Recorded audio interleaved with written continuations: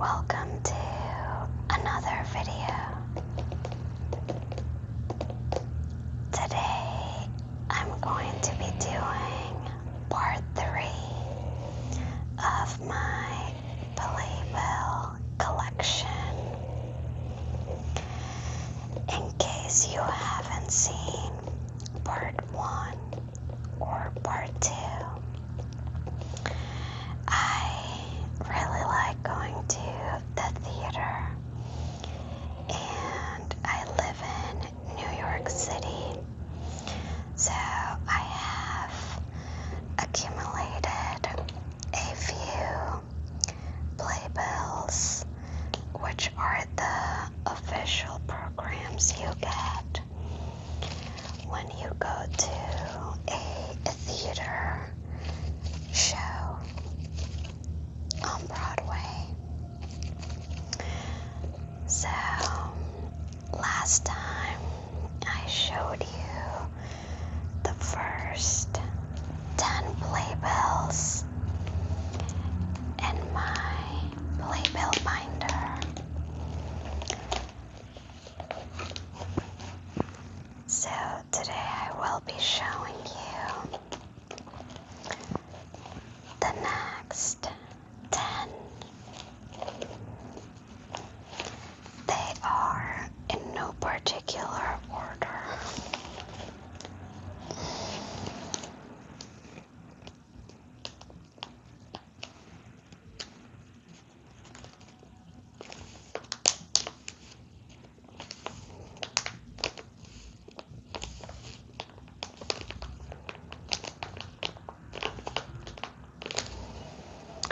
Okay, so today we will start with Little Shop of Horrors.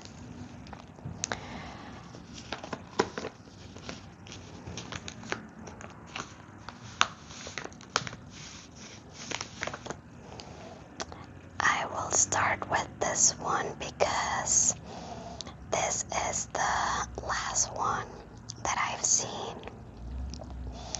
I went to see Little Shop of Horrors in late December because my sister came to visit me in New York, and it was her first time in New York.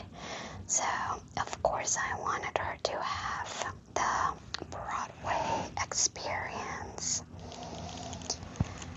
I chose Little Shop of Horrors because my sister is 17 years old, and I had heard that the lead on Little Shop of Horrors is like a very popular young actor from Disney, I believe. He's like on the High School Musical, the musical series, something like that on Disney Channel. So, I don't know, I just thought maybe she'll know who he is. It turns out I actually don't think she knew who he was. I think I knew more about him than she did, but that's okay. She loved this show because she's into horror movies, and so I chose really well for her. This was right up her alley. It was, however, a bit hardcore for me. I knew it'd be like a dark comedy, but I thought it'd be more of a comedy than on the dark side. It's still pretty on the dark side.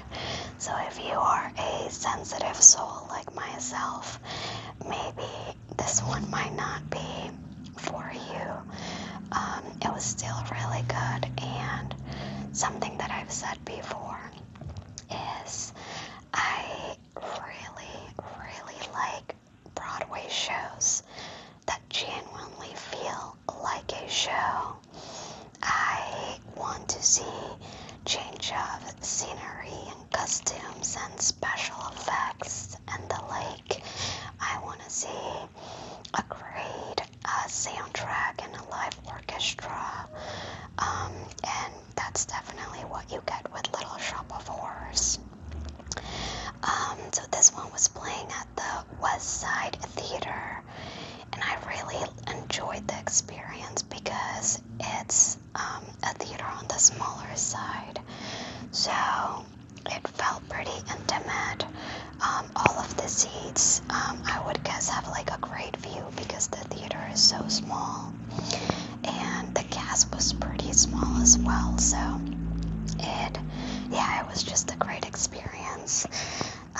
As you can see, I got a few autographs. I've mentioned before in my other 2 Playbill videos that I got into the habit of waiting after the show outside the theater for actors to sign my Playbill, and it was freezing cold, but nevertheless, I wanted my sister to, have like the full-on Broadway experience, and for me, that includes getting your Playbill signed and autographed, so that's what we did. Let's take a look at the Playbill. So, let's see, it says Little Shop of Horrors. Oh, so this was the actor from Disney, Joshua Bassett. He was the lead. And Little Shop of Horrors, it says book and lyrics by Howard Ashman and music by Alan Menken. Directed by Michael Meyer.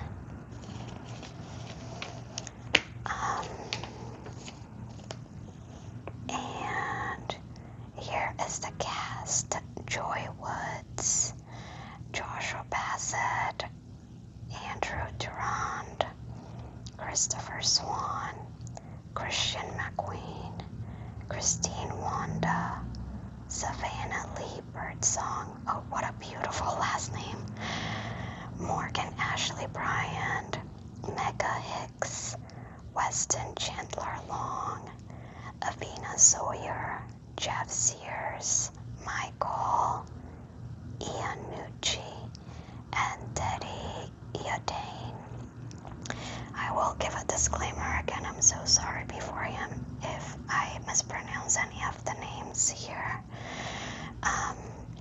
So the cast was incredibly talented. Oh my god, they were all so good.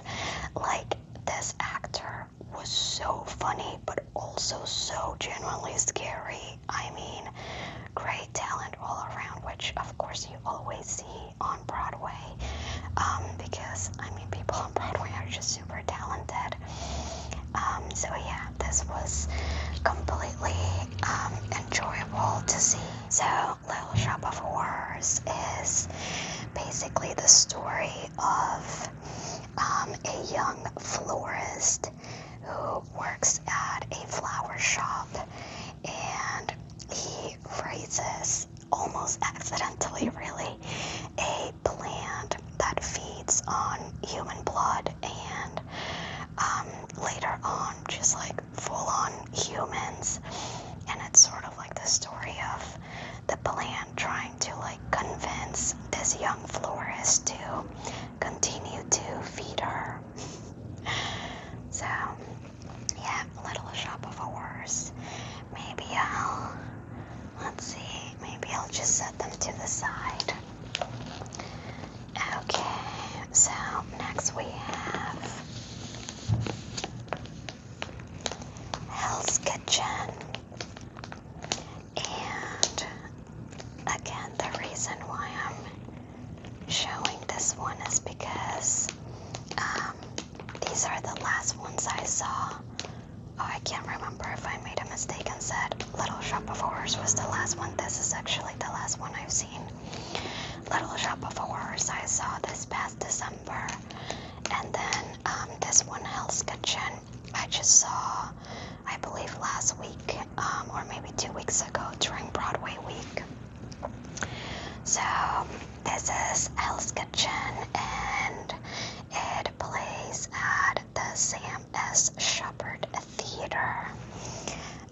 Unfortunately, the day when I went, it was a pretty late show. I think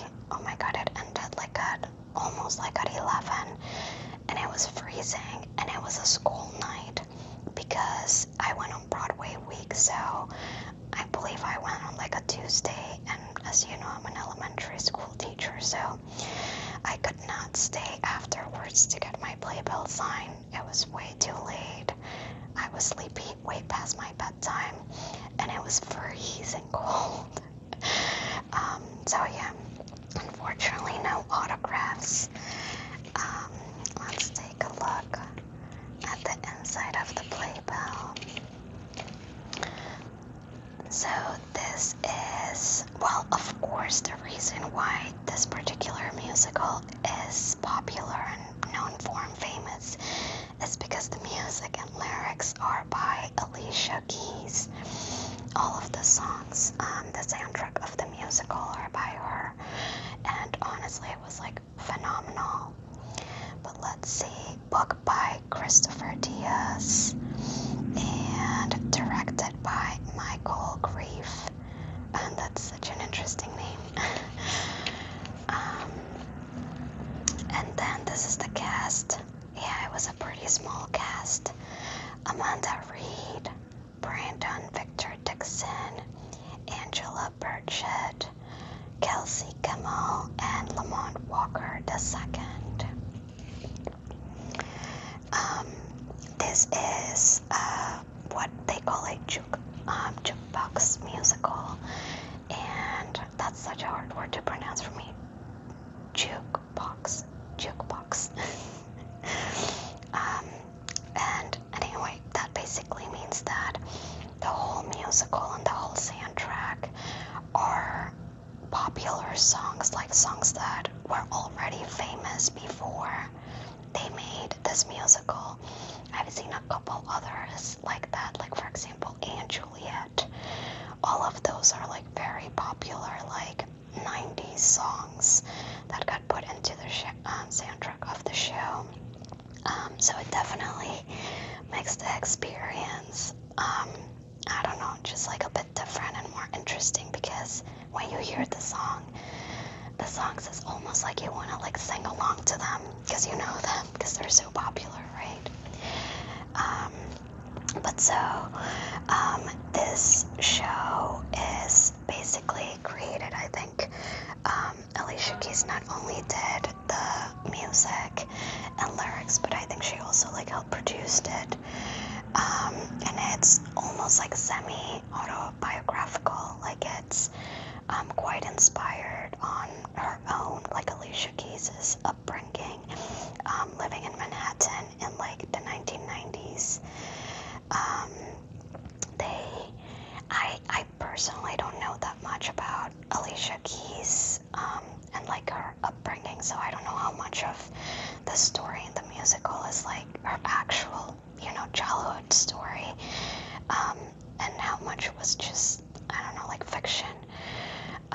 But they basically show her as a young girl growing up in like an apartment building in Manhattan, and being raised by her single mother, and her friends, and like her young love, and even her dealing with grief by losing her piano teacher. And they show some scenes on how she got started playing the piano and got into music.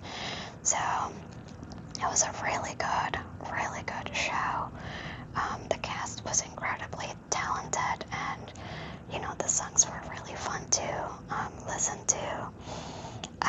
I believe I heard an interview where she said that Alicia Keys said that she had been involved in like a different Broadway production in like 2011, and unfortunately that show, it didn't go so well. I think it was called Stick Fly, and it didn't do so well. But then that's what got her thinking about maybe helping create another Broadway show.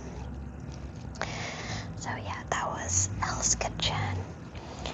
And moving on to the next one.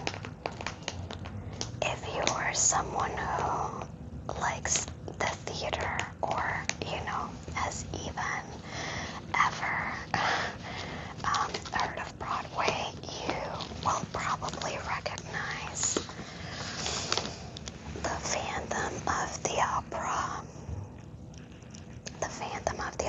this show I saw so many years ago. So many years ago. I was in college, and I believe it may have been maybe the first Broadway show that I saw while I was a college student. I went to a public university here in New York City that gave you Broadway discounts. So I went to see the Phantom of the Opera with, I believe, like my 3 closest friends from my college days, and we all went together, and I think we sat like on the back row, like the absolute dead last row of the theater, and it was a pretty big theater, so I don't think we even saw much, but I was just still, so excited to see another Broadway show. As you can see, back then, I guess they were celebrating their 25th year on Broadway. And in case you don't know, the Phantom of the Opera is the longest running show in all of Broadway history. It had like way over 10,000 performances. They celebrated their 10,000th performance on 2012, but the show ran up until 2023. So unfortunately, 3 years ago, they, left Broadway. They're still in New York City. It's just they're on an off-Broadway theater, which is basically pretty close. It's honestly just like a few blocks away. So yeah, it's like an incredible run, which is like almost unheard of. I don't know if you knew, I did a theater scholarship when I was younger, when I was in high school, and my mentor for that theater scholarship was Joe Mantello, the director of Wicked, and he would tell us how like a big majority, like over 90% of shows that people try to put on Broadway, they never make it. They never make it even like a few months. So to have a show that makes it, even like a couple years, let alone like, this was like 35 years on Broadway. Huge, huge success. So yeah, back when I saw it, it was playing at the Majestic Theater, and I also got some autographs on my playbill back then. This musical is based on the 1910 novel by Gaston Leroux.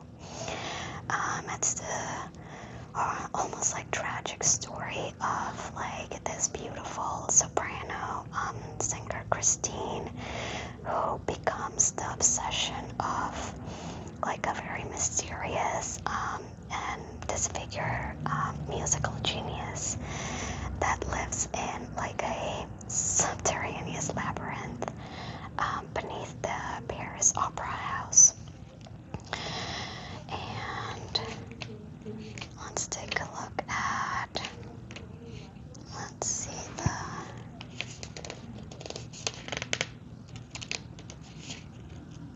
oh wow, it has a few photographs. Oh, this is not very common. I love this. I love when playbills have photographs. I guess back then it was more common. They don't really do that as much anymore. There we go. Let's see. So this was okay, so it says music by Andrew Lloyd Webber, lyrics by Charles Hart, and directed by Harold Prince.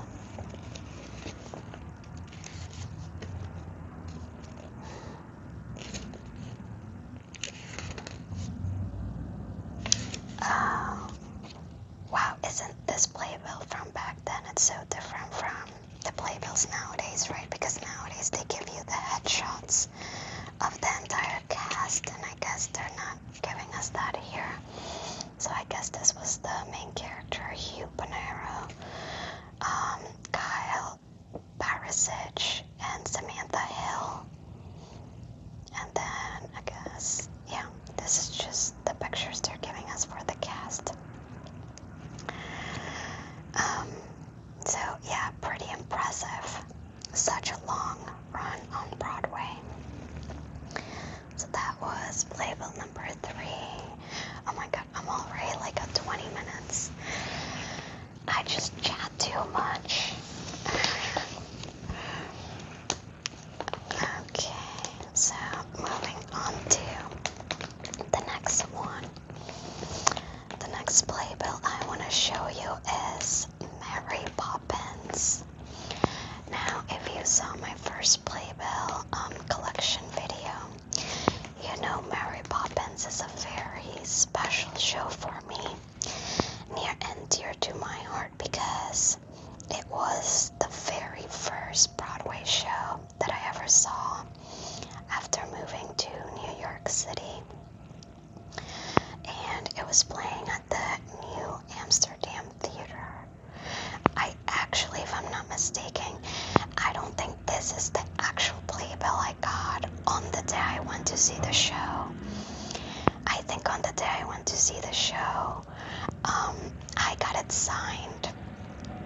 I saw people just waiting outside the theater to get it signed, and I think I unfortunately misplaced it. Back then I used to, I don't know, it was the first show I went to, so I just didn't think of collecting them, and I only started collecting them later, and I went back to the theater just to get my hands on another one to make sure I have it in my collection, because of course it's the first show I ever went to, so it's a very special one for me. Let's take a look at the inside of the playbill. Okay, so it says original music and lyrics by Richard Sherman and Robert B. Sherman. Oh, I wonder if they're brothers or what their relation is. And directed by Richard Ayer.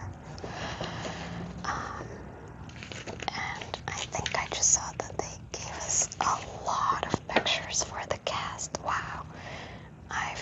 They don't do this anymore. They usually just show pictures of the main cast. I think they're showing us here pictures of the whole ensemble. I'll just read the first 2 rows. Laura Michelle Kelly, Christian Borle, Carl Gensler, Megan Osterhaus, what a cool name, Valerie Boyle, Anne Arvia, Mark Price, and Ruth Gottschall. And yeah, they had, the kids in the cast. You're probably familiar, of course, the Mary Poppins musical was inspired by the book by Julian Fellows, and the Mary Poppins Disney film from 1964. I think they were trying to sort of merge elements from both the book and the film. And, it stayed pretty true to their storylines, which is just, like a quite dysfunctional family, the Banks family, set in like 1910 London, with, the dad, George, who's a banker, and Winifred, the mom, who, they're very overwhelmed because they have kids that just are very unruly and they misbehave. And so this like magical nanny, Mary Poppins, arrives, and she's very kind, and she uses like music and magic to take them on adventures and like teach them discipline. And she helps them all fix like their family dynamic. So yeah, it was a really nostalgic musical to see as well, because I grew up with that movie. I loved the movie Mary Poppins as I was growing up.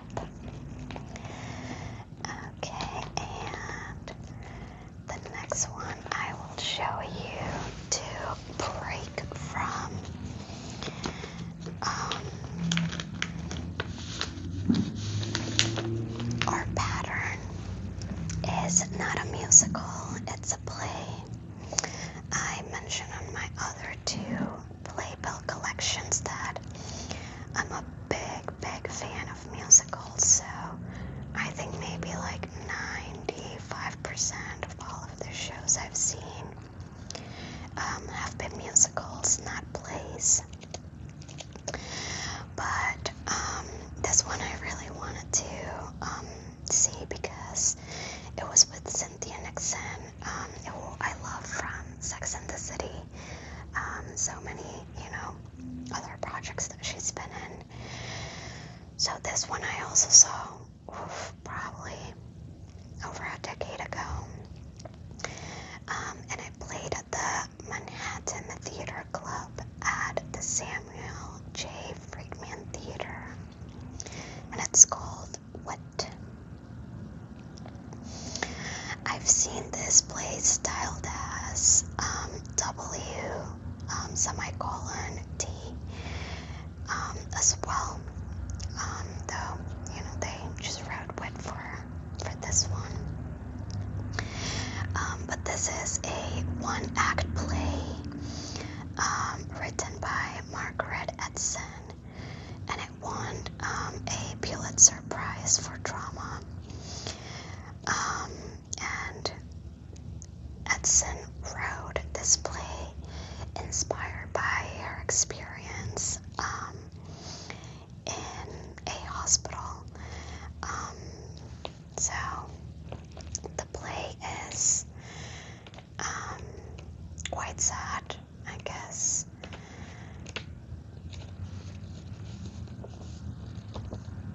I'll read you the inside of the playbill and they'll tell you the little synopsis. So let's see.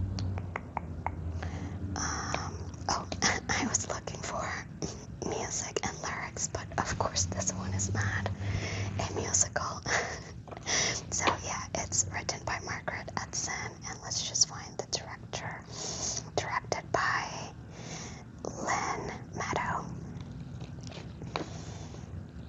And that's so interesting. I actually don't remember this big of a cast. I honestly thought it was I only remember, this was a long time ago, but I honestly only remember 2 cast members.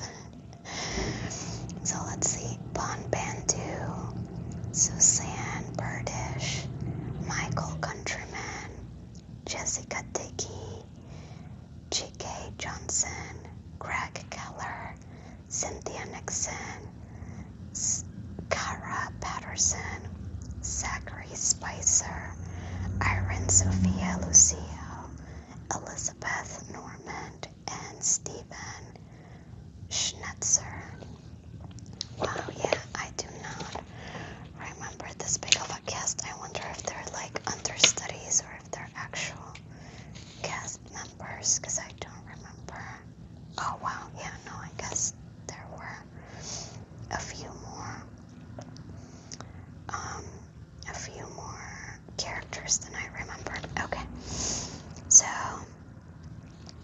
this is so cool. It tells you it's set at a university hospital in 1995. I feel like a lot of shows don't do that anymore. They don't tell you where it's set. So yeah, this play it basically follows the storyline of Dr. Vivian Beering, who is like a poetry professor, and she's, a big academic and very stern and rigid.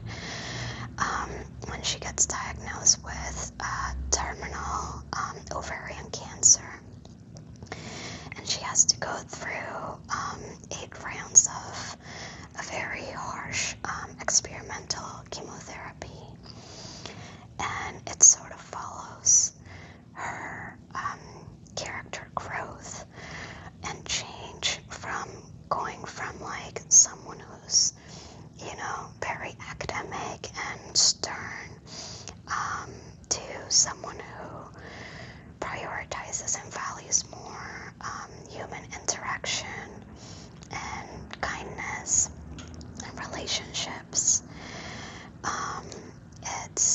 It's a play, so not a musical. And something that I thought was cool from this play as well is that it breaks the fourth wall in a few scenes, which basically means, the actors, they look at the audience and address the audience. Because usually they pretend that there's no audience there, right? That's what's called the fourth wall. So it was pretty sad. But still interesting, and I was very excited that I got to see Cynthia Nixon in person. Okay, on to the next one.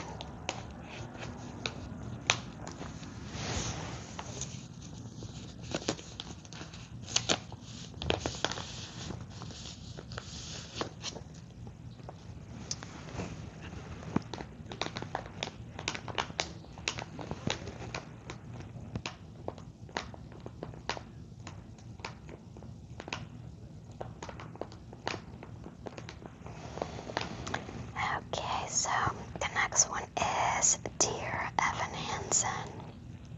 This one I saw more recently, I believe last year, and I saw it at the Music Box. And I also got some autographs in my Playbill when I saw this one. Let's take a look at the inside. This one is a musical as well. It says book by Stephen Levinson, music and lyrics by Benj Pasek and Justin Paul, and it's directed by Michael Grief. Oh wow, didn't we just see another one that was also directed by Michael Grief? That's pretty cool.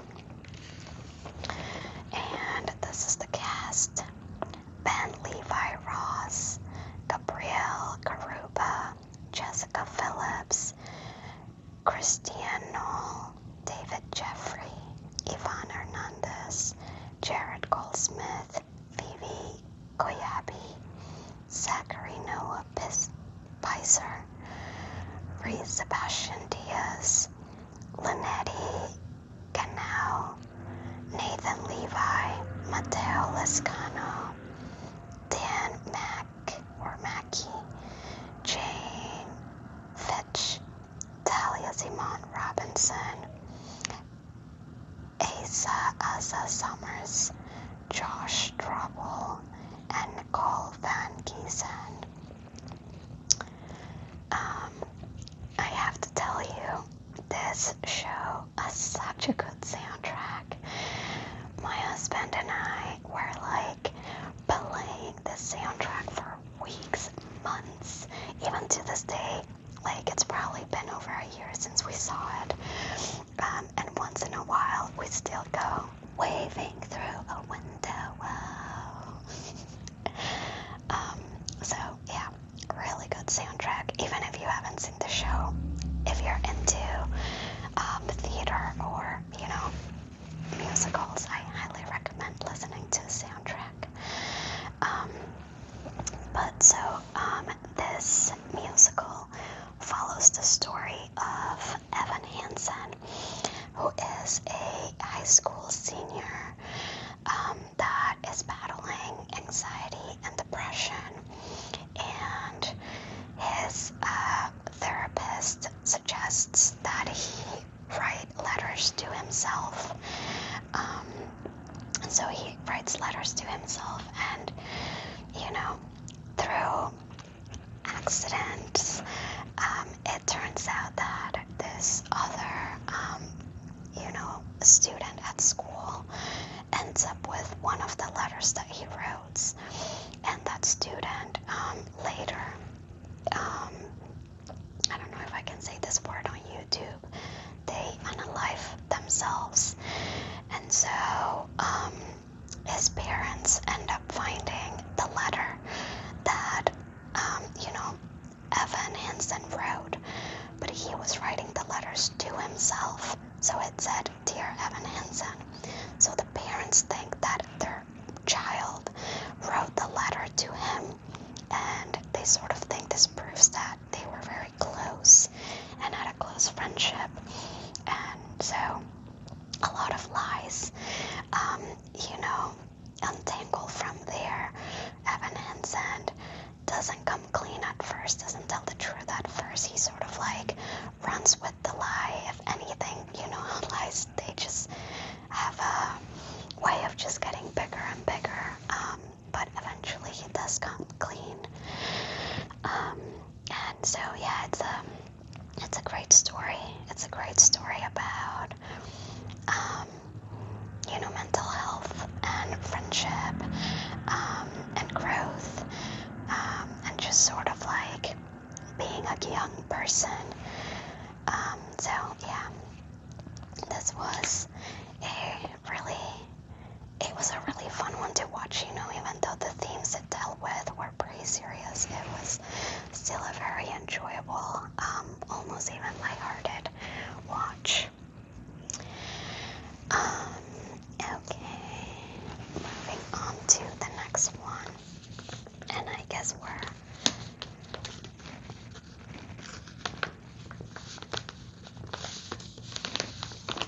back on an older timeline, because this one I probably saw, I don't know, maybe some 8 years ago, I would say.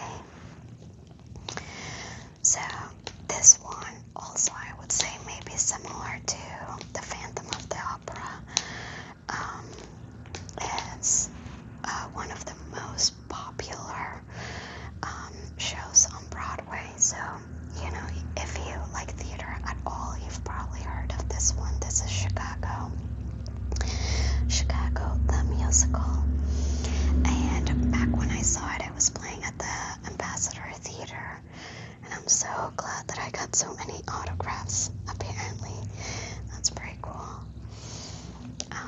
Let's see what this playbill from back in the day looks like. Let's see.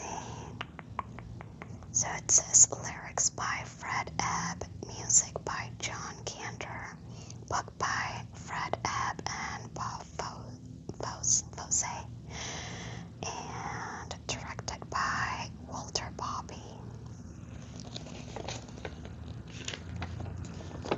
That's a big cast. I'll read the first 2 rows. So we have Anne Horak, Amra Faye Wright, Elvis Stochko, Christopher Fitzgerald, Ross Ryan, R. Lowe, Donna Marie Osbury, Nicole Bridgewater. Oh, what a beautiful last name, Bridgewater. Dilys Groman and Jennifer Dune. Big cast. If you're anything like me, you will also recognize this, of course, from the film with Renée Zellweger. The first time I, was familiar with Chicago, it was because of the movie. And I will tell you something hilarious. Back when I was in high school, and not even like senior in high school, like youngish high school, I would say maybe 9th grade, my school put on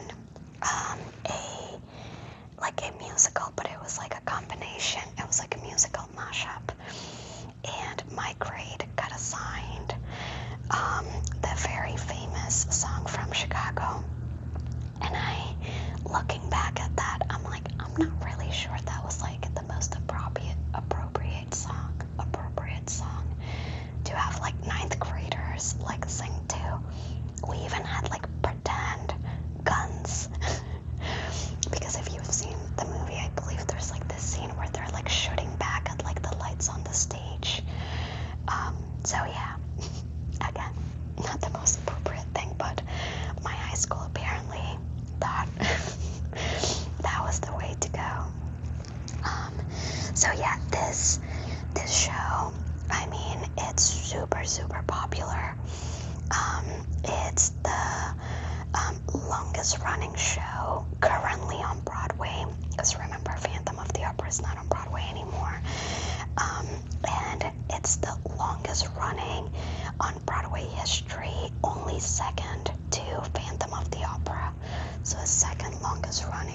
show in Broadway history. It used to be Cats, fun fact, but after 2014, Chicago surpassed it with, like over, I think, like 8,000 performances. So yeah, an incredibly successful show. It's set in Chicago in like the Jazz Age, and this is also based on a play by the same name, a 1926 play by Maureen Dallas Watkins, and the story follows Roxy Hart, who is a wife who, again, I'm not sure what words I'm not allowed to say on YouTube, unalives her lover and convinces her husband to take the blame. And while she's in prison, she, gets a lawyer, and the lawyer helps her to sort of like make her crime into, like, help her become like a celebrity, if you wish. And then while in prison, there's also another, fellow criminal, Velma Kelly, who starts fighting with Roxy Hart for the spotlight, which honestly I feel like it's something that would definitely happen nowadays. Aren't we so obsessed with all of those, like crime drama films and like documentaries and like serial killer documentaries and stuff like that? And even like, I've heard like stories, like for example, like Ted Bundy, how people thought he was like charismatic and good looking, and women would even like write him letters while in prison and stuff like that. So, I mean, I feel like it's not too far from what could actually happen. Okay, moving on to the next one.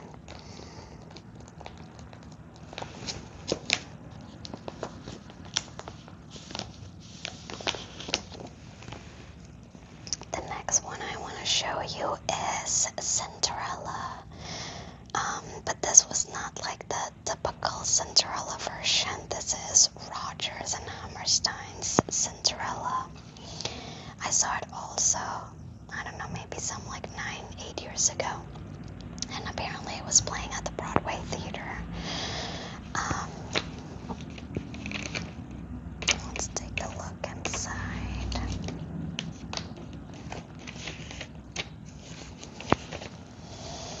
Let's see. This is also a musical.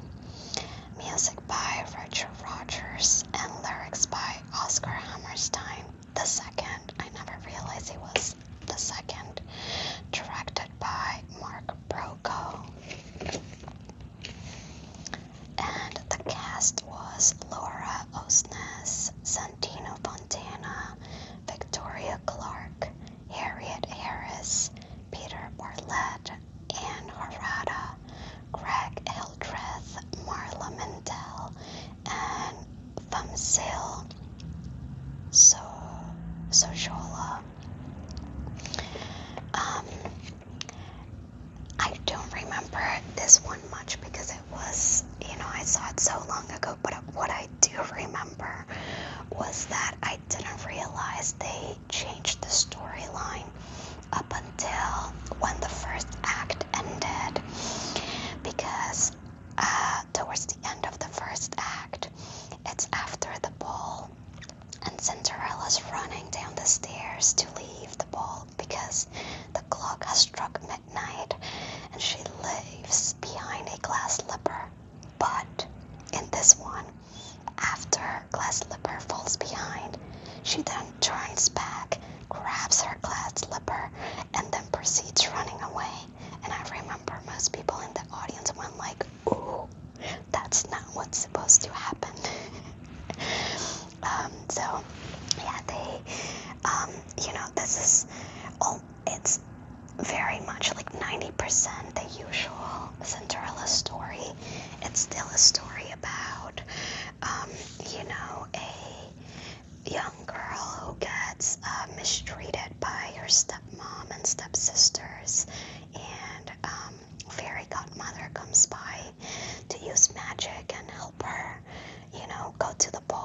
she meets the prince. But in this version, they change it a bit so that at the ball she's actually telling the prince a lot of things that are wrong, going poorly in the kingdom, and encouraging him to, be a good king and, fix all of the problems that are happening in their community. And then she gets the glass slipper back. And then later on, towards the end of the second act, she's back at the palace and she leaves the glass slipper back, like on purpose, so that the prince can't find her. So, yeah, just a little bit of a twist, but still pretty similar. This one is a story that's based partly on Hammerstein's television adaptation. And if you didn't know his original TV adaptation, he wrote, in like 1957 for Julie Andrews, which is really cool. If you didn't know, Julie Andrews is a really, really famous actress. She was actually the original Mary Poppins from Disney's Mary Poppins movie. I've loved Julie Andrews since I was young. She was also, she's also very known for being in the Princess Diaries movies with Anne Hathaway. So, yeah, there's a cool fun fact for you. Okay, we're close to like 50 minutes, so let's see if we can finish this in under an hour. Only 2 more to go.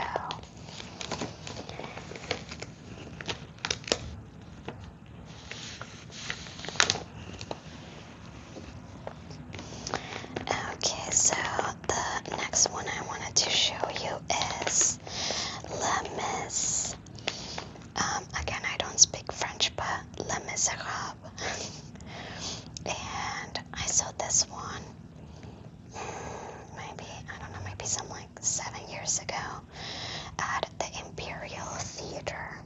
You know what, maybe I should start writing the dates on them, like behind, to remember when it is that I went to see them. I wish I had maybe started my collection by like saving also the ticket. That would have been great. But back when I started it, I didn't know it would grow this big, it would come this far. So yeah, this is Les Mis, which is also a pretty popular musical. There's been so many stage adaptations, and there's also been film adaptations with Anne Hathaway, by the way. Incredible movie, incredible. I believe one of the reasons the movie was so unique, it's because usually for movies that are musicals, they would record the songs in a studio and then film the movie separately. But for the movie, for Les Mis movie with Anne Hathaway, they allowed the actors to actually sing the songs, perform the songs while they were acting and shooting the scenes, and those were the actual recordings used in the movie soundtrack and the studio version, and for the movie, which I remember seeing an interview with Anne Hathaway where she said the reason why that was so special was because the emotion that she was acting while being in the actual scene came across more prominently in the song, in the singing. So anyway, this is Les Mis. Let's take a look. I apologize for the sounds from the parking lot downstairs. Let's see. I think this may be also a photo from the show. That's so cool.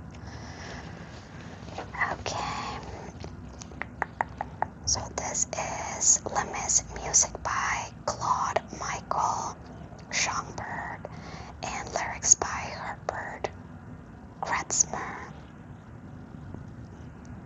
Directed by Lawrence Connor and James Powell.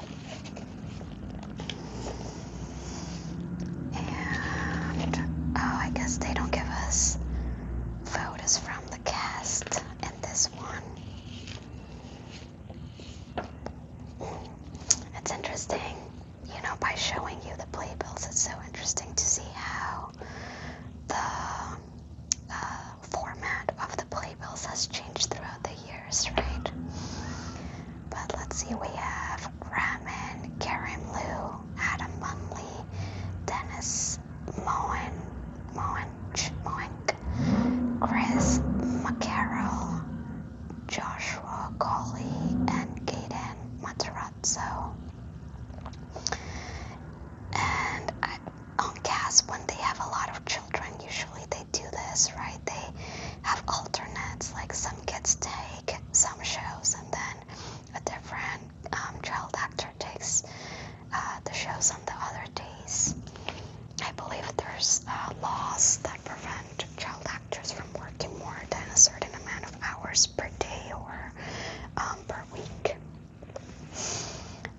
So yeah, this is Les Mis, and this storyline is set in like early 19th century France, and it tells the story of Jean Valjean, who is a French convict, and it's like his storyline for redemption. He steals a loaf of bread for his sister's starving child, and because of stealing that teensy tiny loaf of bread, he goes to prison for 19 years. He meets a bishop who shows him a lot of mercy and helps him, inspires him to, break his parole and start a new life in disguise. He then becomes, goes on to become really wealthy and even adopts an orphan who is Cosette. And, there's a police inspector who, pursues him for, decades, as a quest for what he sees as justice. But then all of the characters are also, swept into this, revolutionary period in France with a lot of, young idealists and, their attempts to overthrow the government.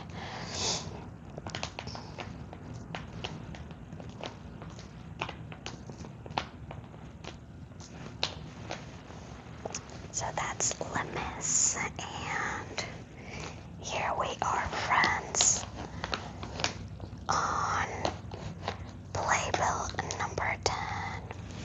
This is the last one.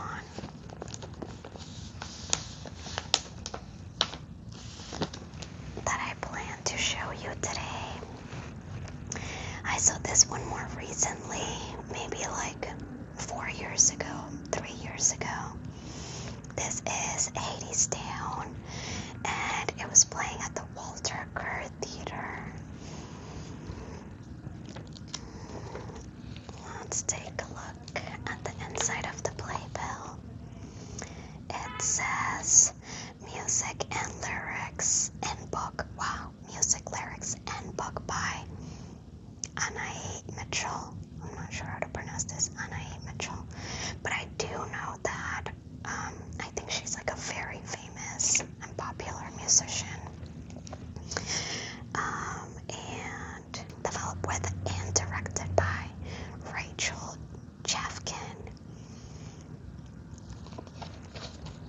Let's see, the cast. Oh, such a small cast.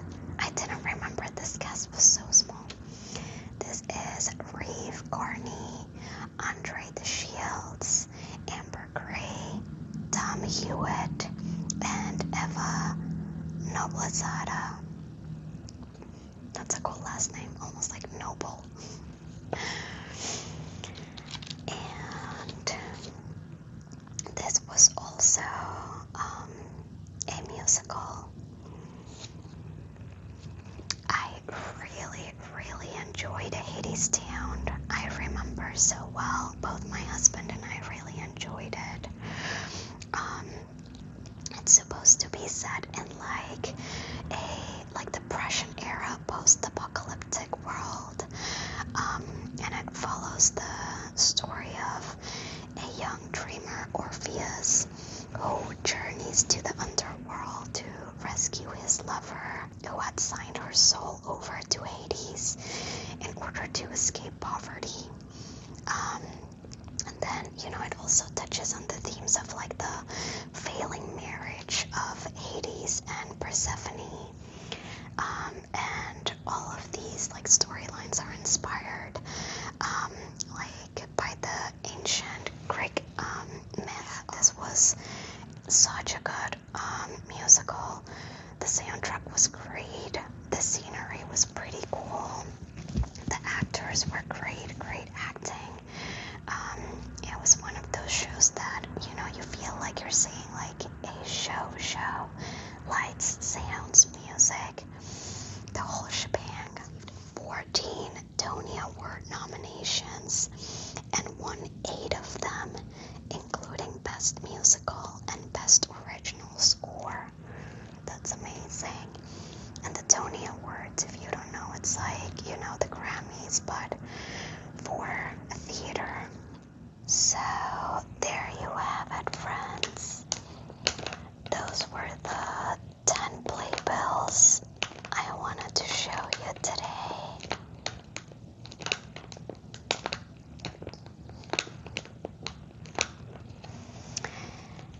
If you like this video, maybe you'd like checking out part 1 and part 2 of my playbill collection as well. And believe it or not, I still have not shown you all of the playbills I have yet. So if you are interested in part 4,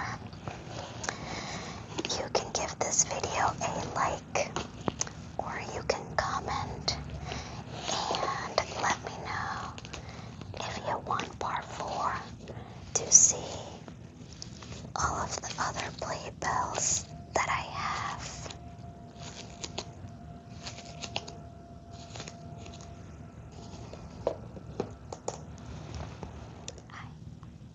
I hope you like this video, and I hope you have a relaxing rest of your day or night.